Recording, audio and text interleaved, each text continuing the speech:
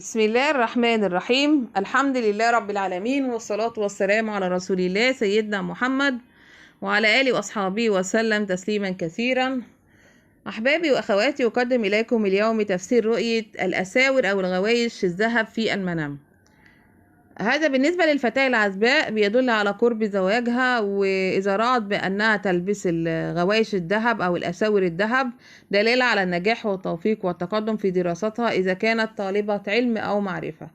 وإذا كانت الفتاة عاملة موظفة تتقاضى راتبا بنهاية الشهر، فإن حلم الغوايش أو الأساور الذهب يبشرها بزيادة أجرها الشهري بإذن الله.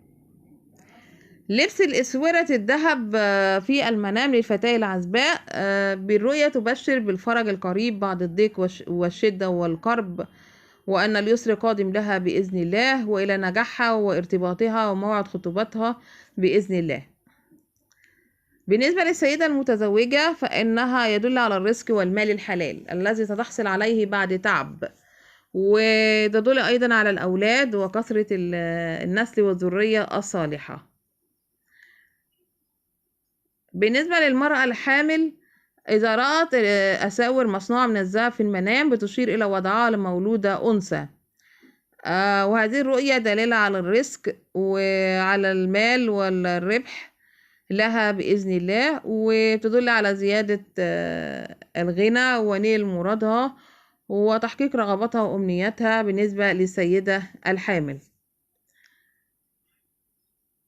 بالنسبة للمرأة المطلقة أو الأرملة، فإن الغوايش الذهب أو الأساور الذهب إشارة إلى زيادة أموالها وأرزاقها، وتشير إلى إتاحة بعض الفرص الجديدة، وعلى هذه المرأة استغلالها، يعني إشارة انتباه لها باستغلال هذه الفرص بشكل جيد. ورؤية الغوايش الأساور للمطلقة أو الأرملة تعني أيضا البدء بمشاريع أو استثمارات أو أعمال جديدة. وإذا رأت المرأة المطلقة أو الأرملة الأساور الذهب أو الغوايش فإنها سوف تبدأ بالعمل في مشروع ناجح وجديد، ويدر عليها ربح كثير بإذن الله. وبتدل أيضا على علاقة جديدة، وأنها ستحصل على المال أو الخير والرزق.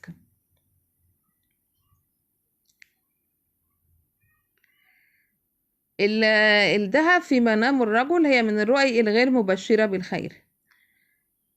إذا رأى الشاب الأعزب أو الفتاة، إلا إذا رأى الشاب الأعزب أو الفتاة العزباء شراء أسورتين ذهب أو غويشتين ذهب في المنام، هذا بيشير إلى الزواج.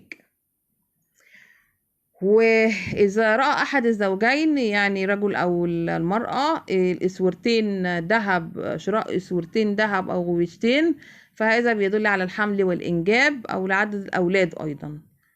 وبالنسبة لجميع أيا كان بشكل عام، فإنها بتدل على قرب مناسبة سعيدة لكل من رأى هذه الرؤية. لكن بيع الأسورة الذهب في المنام بترمز إلى خصومة أو خلاف مع صديق أو شريك، أو قطع علاقات مع أحد الأشخاص المقربين أو الأصدقاء، أو إلى حاجة الرائي أو الحالم إلى المال، هو بيحتاج إلى مال. وبيرمز أيضا إلى الهجر أو الفراق، الانفصال، الطلاق بين المتزوجين. بيع الأساور يعني من الرؤي الغير مبشرة بالخير. من يقوم أيضا بإعطاء صور أساور أو غوايش ذهب بتشير إلى تقديم المساعدة والنصيحة أو الدعم المادي لأحد الأشخاص، وتشير إلى أيضا إلى محاولة الحالم للتقرب والتودد لشخص معين. يعني إعطاء الأساور أو الغوايش يعني إن هذا الشخص الحالم يريد التودد أو التقرب إلى شخص معين. فأحبابي وأخواتي، أتمنى أن يكون التفسير قد نال إعجابكم. لمتابعة الدائمة بقناتي فسر حلمك مع علا، اشترك في القناة، فعل زر الجرس، اختار الكل، والضغط على زر اللايك ليصلكم كل جديد. تحياتي لكم جميعا.